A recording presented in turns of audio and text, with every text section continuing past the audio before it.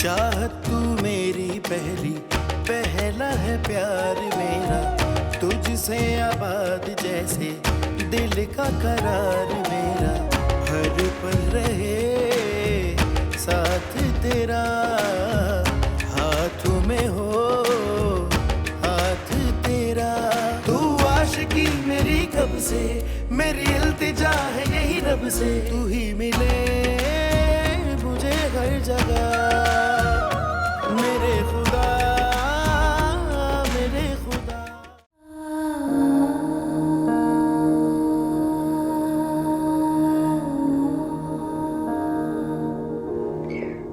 بیا دخترم، یکم سوپ بخور. ویدا دخترم یکم بخور. اشتها ندارم. چرا میخواین به زور بهم بدین؟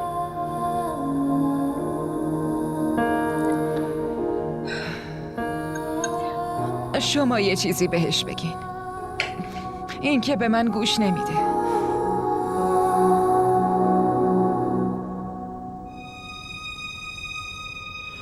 جاوید؟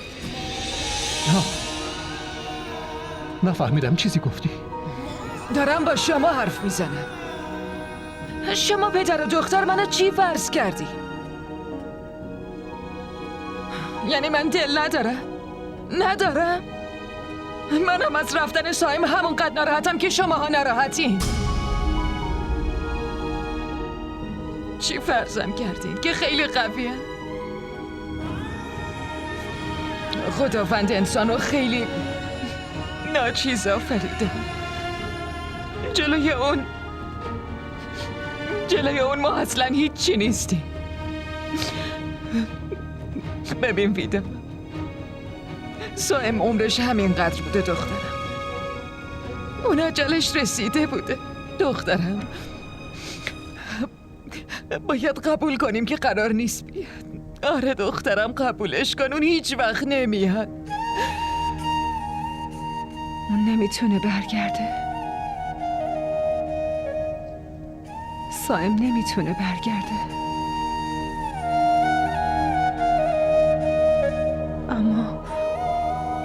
اما من که میتونم برم پیشش. چی؟ آره مامان، من که پیشش میتونم برم. من که میتونم برم پیشش. نه ویدا، تو چه شده ویدا؟ دخترم آروم بگیر. ویدا نمیشه ویدا، چی داری میگی دخترم؟ نمیتونم. بس کن ویدا، به خودت بیا دیگه. ضربه‌ای که بهت خورده از نسیمه که بیشتر نیست دختر. تو فکر کردی که بیشتر از من و فریح سایم و دوست داشتی آخه؟ عمو جون، سایم همین جوریش همه ناراحتی. بس کن. پس تو چرا بیشتر از همه ما ناراحت میشی؟ بگذارین داداش، بچه هست. ببین جاوید، همین جوریش هم به خاطر نسیمه خیلی نگرانم. از اون ورم فریحه، حال اونم که خودت میدونی، و منم دیگه توان ندارم که بخوام صبر و حوصله‌ای داشته باشم. مرد، یه کاری بکن، ویدا رو با خودت بردار ببر. آره با خودت ببر داداش سعید، ببرش. داداش سعید، چی دارین میگین؟ ویدا که هنوز... میدونم که ویدا تو عدشه، میدونم، اما شما که همین بالایین داداش. و تازه دختر میتونه تو خونه والدینش هم عده شوهر مرحومشو بگذرونه. هم این ناراحته هم ما ناراحتیم. از حرفم بد برداشت نکن برادر. چی دارین میگین داداش؟ داداش ببین، من فرصت کنم میام بالا پیشت، نگران نباش. بعد میشینیم و حرف میزنیم. الان ذهنم به هم ریخته است، اصلا نمیدونم چی میگم و دارم چی کار میکنم. ها؟ بس فعلا. داداش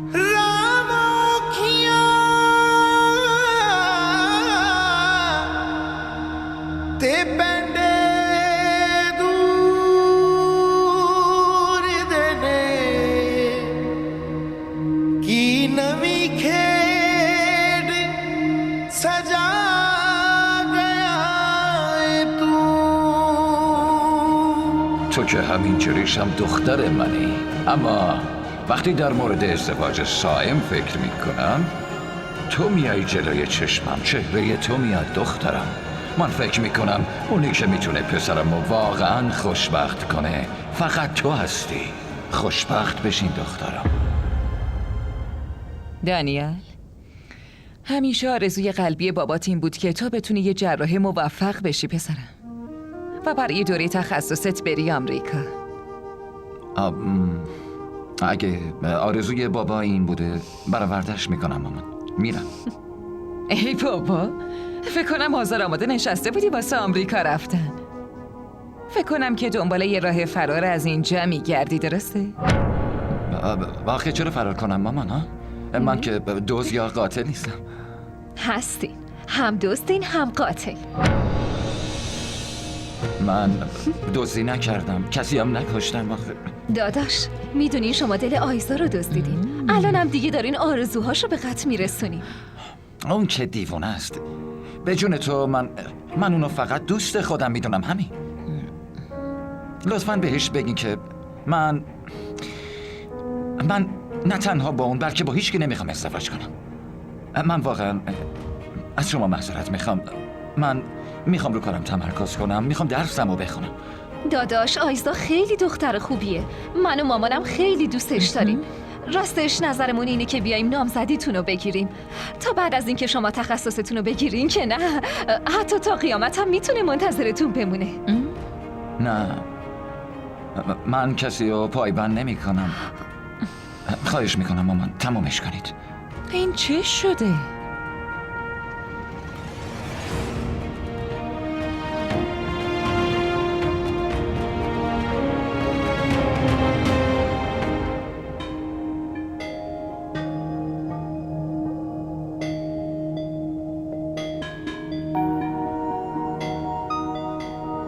آقا، ماشینو که تمیز میکردم اینو توش پیدا کردم. ببینید روش لکه است. فکر کنم لکه خون باشه. نه چیزی نیست، فقط رنگ همین. آقا اگه صلاح میدونین اینو ببرمش خوششویی.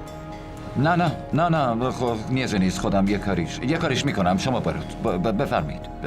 چشم آقا. به سلامت.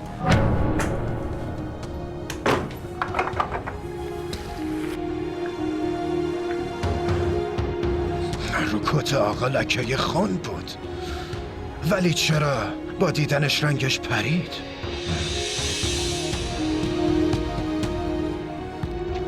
چی شده عمو رحیم؟ هیچی نیست دخترم، هیچی.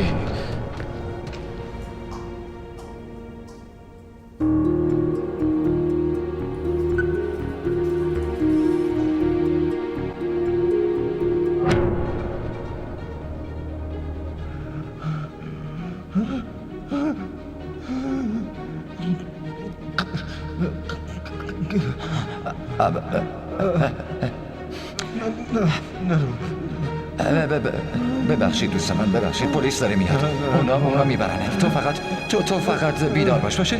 چشماتو باز نگه دار باشه. اونا میان میبرنه عزیزم. من با آمبولانس زنگ میزنم. معذرت میخوام، خیلی ببخشید. مامانم بهم نیاز داره. واقعا معذرت میخوام. ببخشید دوست من. معذرت میخوام. چیزی نیست، میام سراغ. داداش، کیه؟ داداش منم. ببینم همه چی خوبه؟ چرا در اتاقو قفل کردی؟ حالم خوب نیست، میخوام استراحت کنم. باشه؟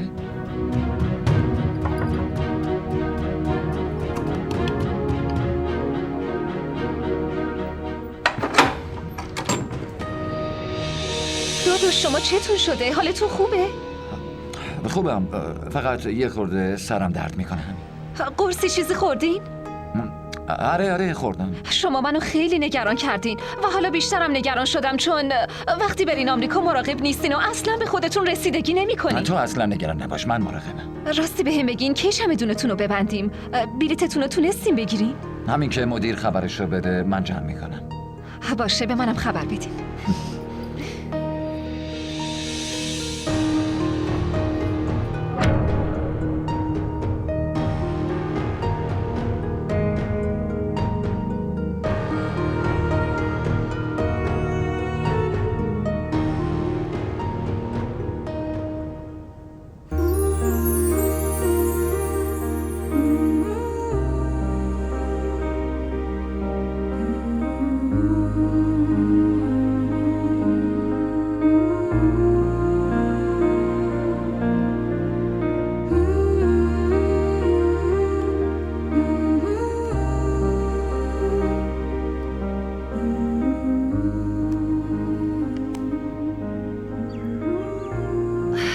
فقط بشین و نقاشی بکش.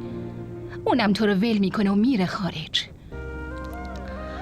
مامان راستش من بیکار بودم، گفتم یکم تمرین کنم، همین. با شهناز حرف زدم. اون گفت که دانیال رفته بلیت آمریکاشو بگیره.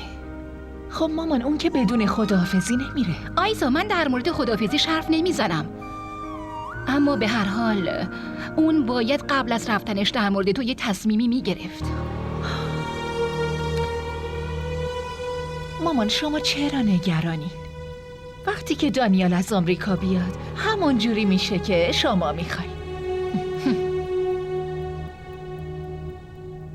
و اگه از اونجا یکی رو به خودش آورد چی؟ مامان داداشم از انگلیس میاد و تخصصشو میگیره. مگه قراره اونم یکی رو با خودش بیاره؟ اون از هر لحظهش به من خبر میده. منم از اون بیخبر نیستم دخترم. خاله شهنازم از دانیال بیخبر نمیمونه، مطمئن باشین. مطمئنم دانیال بهشون همه چیو میگه. تازه اون به منم همه چیو میگه.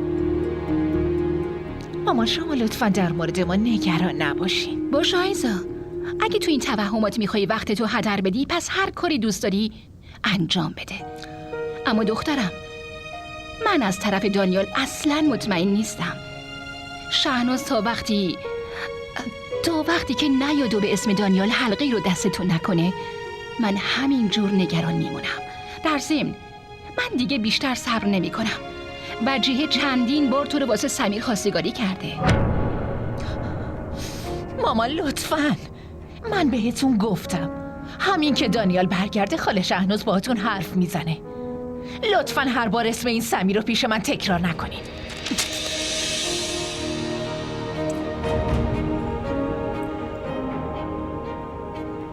دختر عقلش از دست داده. از بچگی همش دانیال قشنگ دیوونه‌اش شده.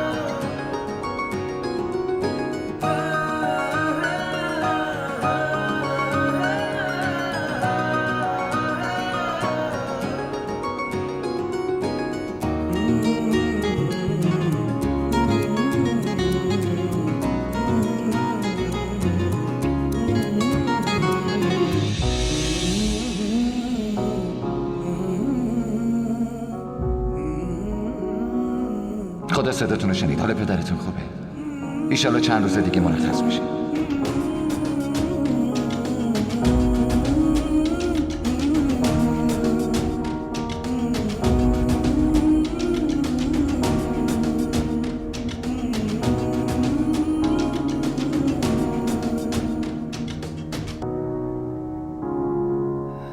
مامان چرا من اینجام؟ خونه من اونجاست.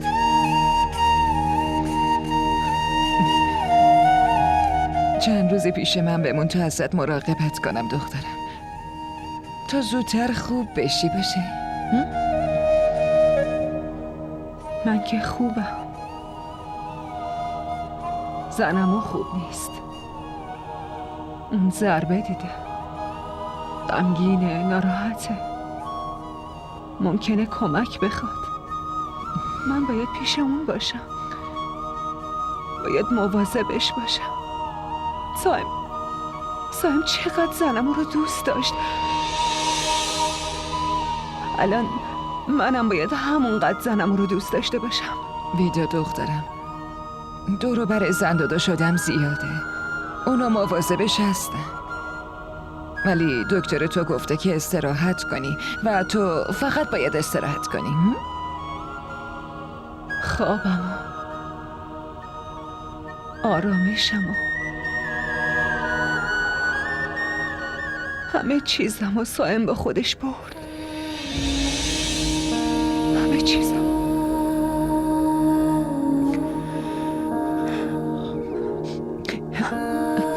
ویدا دخترم، تو میخوای خوشحالی سائم رو احساس کنی؟ آره؟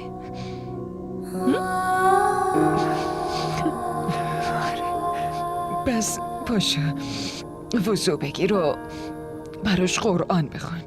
واسه سائم طلب آمرزش کن. براش دعا کن دخترم، اینجوری خوشحال میشه. عزیزم.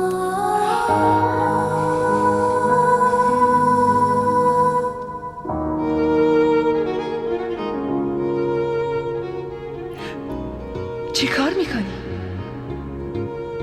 رو دستت اسممو مینویسم. اسم تو برای همیشه تو قلبم حک شده.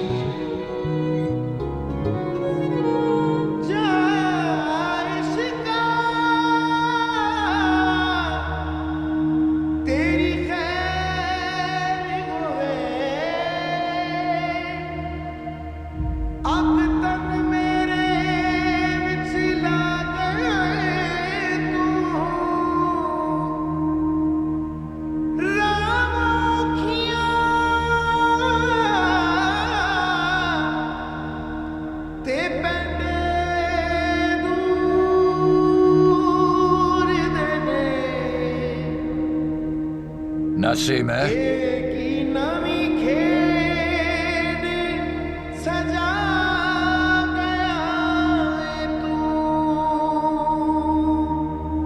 باز چی شده؟ چرا داری گریه میکنی؟ چیزی نیست. فقط سایم خیلی میاد تو ذهنم. روزهاست که سایم تنهامون گذاشته، ولی یه جوری به نظرم میاد انگار دیروز بوده. نگو روزها نسیمه، نگو.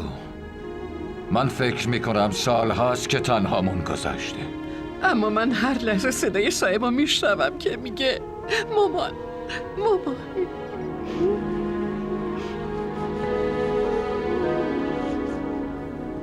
سلام علیکم. و علیکم السلام. چطور این زن داداش؟ سعید آقا، منو ببرین تو اتاقم.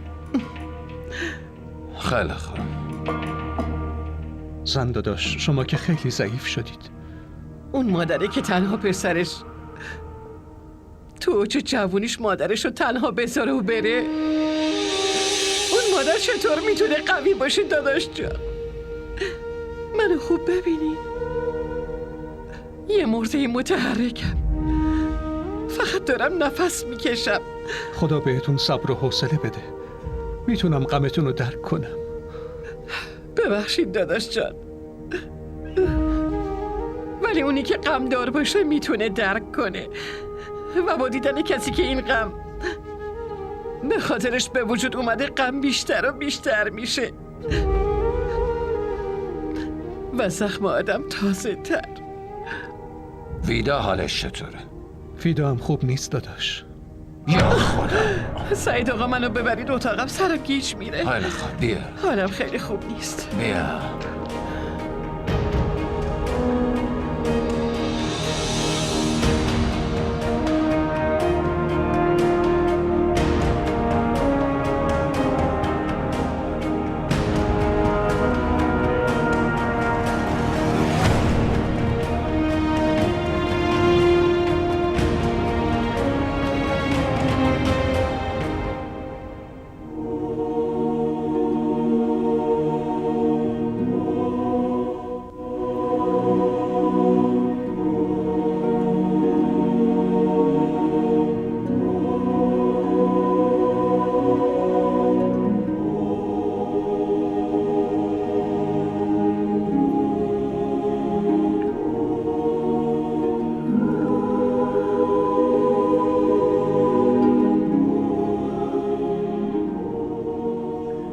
چی شده؟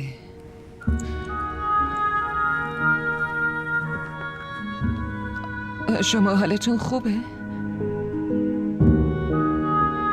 خوبم. چیزیم نیست. به نظر من یه بار دیگه از دکتر وقت بگیرین و یه چکاپ دوباره بشین. نیازی نیست زینب.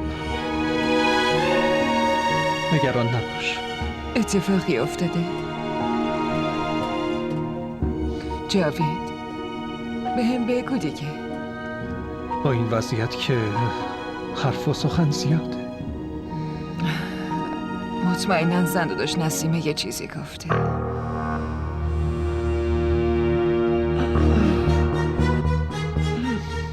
من از اولش هم گفتم که زن داشت نسیمه از این ازدواج خوشحال نیست.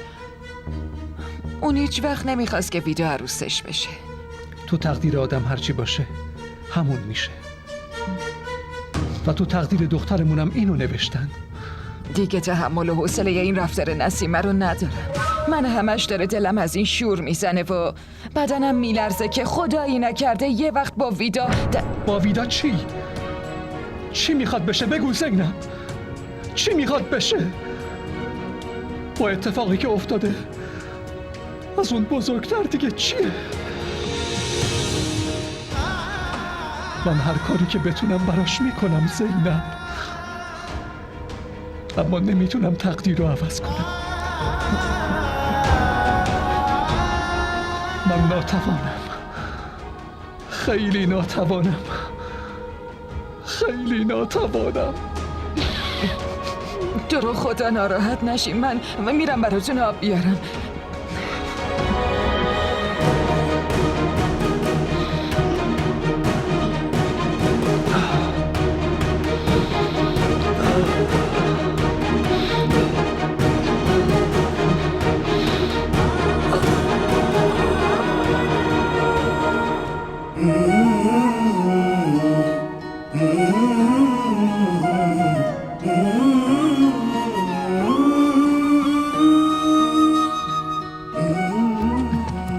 آرومتر مامان، آرومتر.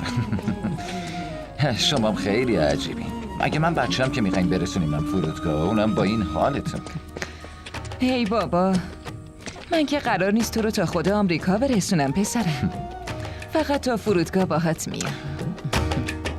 اما فرودگاه هم از اینجا خیلی دوره. شما خسته میشین ها. داداش شما که میدونی تا وقتی که مامان با چشمای خودش نبینه که شما رفتین اصلا نمیتونه آروم بگیره. شما اصلا نگران نباشین، من حواسم بهشون هست. خوبه. بریم. آقا دانیال، لطفاً زود برگردین. اینجا بدون شما اصلا هیچ صفایی نداره. چشم، حتما زود میام. به سلامت. بریم. به سلامت. مامان به فراز زنگ بزنین. اون دیگه نمیتونم تحمل کنم. بریم بیمارستان. دخترم به فراز زنگ زدم. تو راه اینجاست. الان میاد. یه خورده منتظر باش. چی؟ دوباره بهش زنگ بزنین. میخوان من بمیرم. عزیز دلم. آبجی فریح خوبی؟ بهش بگین از اینجا بره. ببین ویدا، باید از اینجا بری. حتی نمیتونم سایتم تحمل کنم. الان که اون اینجا نیست که بخوای به بهونش همش اینجا پلاس باشی. برو خونت بشین. دیگه اینجا میای چی کار کنی؟ زنم اومدم حالتون رو بپرسم. خیلی ممنونم خانم. حال من خیلی هم خوبه. من خوبم، زندم و روبروتم. آره برو. ویدا لطفاً الان از اینجا برو. یه وقت نحسیت منو نگیره. بچم به خاطر چیزیش نشه. زبونتو گاز بگیر دخترم رحمت خدا رو کسی نمیگیره. انشالله تو با آغوش پر دوباره به خونت برمیگردی و خدا هیچ کس توی این دنیا بدشگون نیافریده. بعضیا بدشگونن، چرا نباشن؟ شما ندیدین؟ مثلا دخترتون به خاطر نحسیش داداشم مرد. من بدشگون نیستم زنمو. من دعا کردم با سائم زنده بمونم یا بمیرم. من دعا کرده بودم که عمر منم بهش اضافه بشه. آبجی فریه، من نحس نیستم، بهم اعتماد کنی. من کاری نکردم مامان. تو دعاهات بریم به درک. چی فکر کردی؟ که 4 روز عزاداری میکنی؟ عدتم تموم میشه و دوباره به فکر ازدواج با یکی دیگه میافتی؟ یه آدم و زندگی جدید؟ خونه من تباه شده، آغوش من خالی شده. من قراره همه عمرمو گریه کنم و بیقرار پسرم باشم. از اینجا برو، گم شو از اینجا.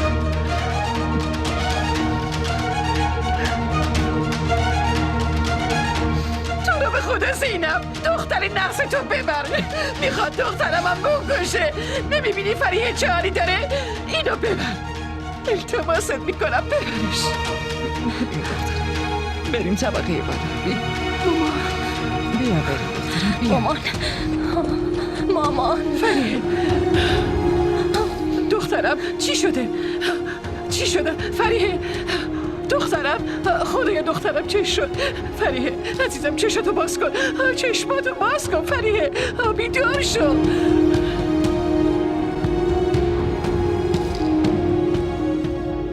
ببخشید شوهر فریه کیه؟ بله منم. خیلی خوب، لطفاً هر چه زودتر اینجا رو برام امضا کن. این چیه؟ حال خانم ایشون خیلی وخیمه، واسه همین باید عملش کنیم. خانمم حالش خوبه نه؟ حال مادر و بچه متاسفانه خیلی وخیمه. چی؟ ما تمام تلاشمون رو میکنیم تا یکیشون رو نجات خدایا بدیم. خیر باشه. خیر باشه. چطور میتونه خیر باشه؟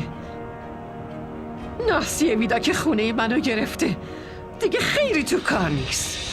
نسیمه آرومتر حرف بزن، اینجا بیمارستانه. ببینین، با حرف زدن وقت رو تلف نکنین. نمیتونی منتظر باشیم امضا کنین.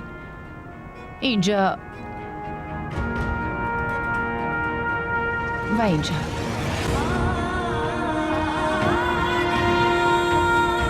خب شما دعا کنین. سعید آقا الان دارم میگم اگه برای دخترم یا بچه اون اتفاقی بیفته، من ویدا رو یا میکشم یا از خونه میندازم بیرون. گفته باشم.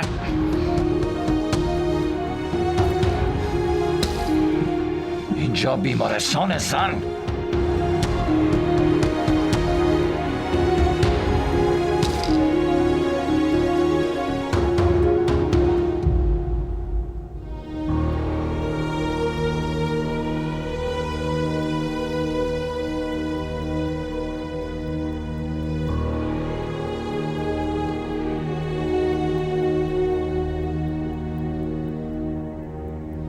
تو رو به خدا زینب، دختری نحس تو ببر. میخواد دخترمم بکشه. نمیبینی فریه چه حالی داره؟ اینو ببر، التماست میکنم ببرش.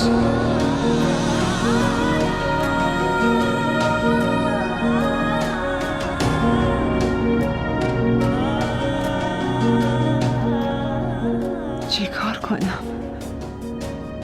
به بابا زنگ بزنم یا شایدم به مامان؟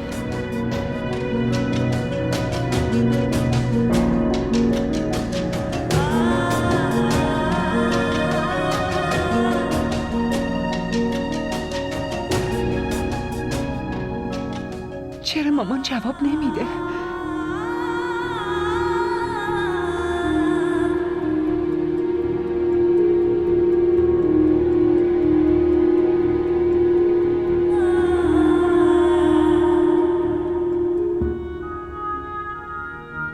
شاید آنتن نمیده، اصلا زنگ نمیخوره. چی کار کنم؟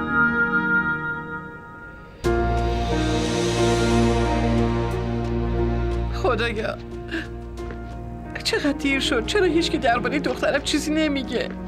سعید، چرا کسی چیزی نمیگه که حالش چطوره؟ انشالله همه چی خوب میشه، فقط دعا کن زن. دلم داره شور میزنه. حس میکنم انگار فریه حالش خوب نیست. شما برین از یکی بپرسین. آخه از کی بپرسیم؟ اینجا که هیچ کس نیست، داره عمل میشه دیگه. هر خبری بشه مطمئناً به ما اطلاع بده. خدایا لطفا کمک کن. خدایا عزیزم، دلم چرا داره شور میزنه.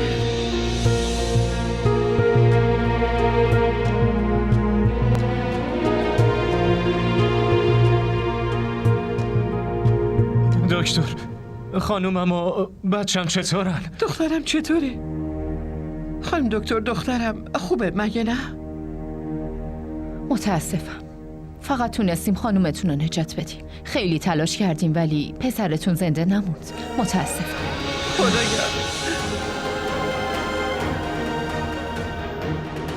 خدایا داری چی میشه؟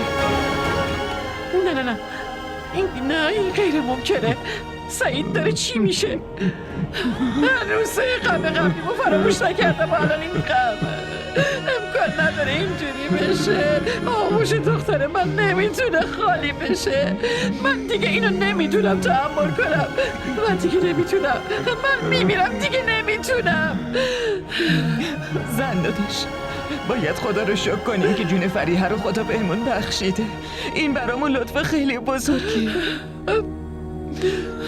آره خدا رو شکر که اون جون دخترم رو نجات داده، اما همش این دعاهای تو بود که آغوش دخترم رو خالی کرد. اون دعاها و وردایی که میخوندی رو همش شنیدم. تو دختر منو جادویی چیزی میکنی؟ خدای من، زن داداش چی دارین میگی؟ من واسه نجات فریحه و بچهش دعا میکردم. داداش، این واسه هممون یه آزمون الهیه، وگرنه چرا اینقدر مشکلات سرمون بیاد؟ خواهش میکنم قوی باشین داداش. فراز، پسرم هرچی رضای خداست. ما نمیتونیم کاری کنیم. این حکمت خداست.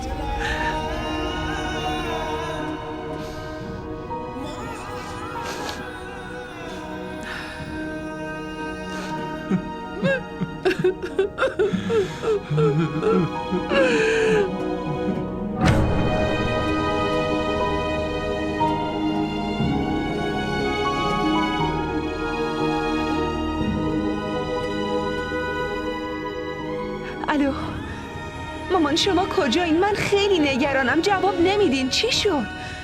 چرا بهم خبر ندادی؟ دخترم اوضاع خوب نیست. خب فریحه که خوبه ولی پسرش. چی؟ آبجی فریحه پسردار شده؟ خدای خوشی رو به ما داد ولی دوباره ازمون گرفت. پسر فریحه رو از دست دادیم مادر.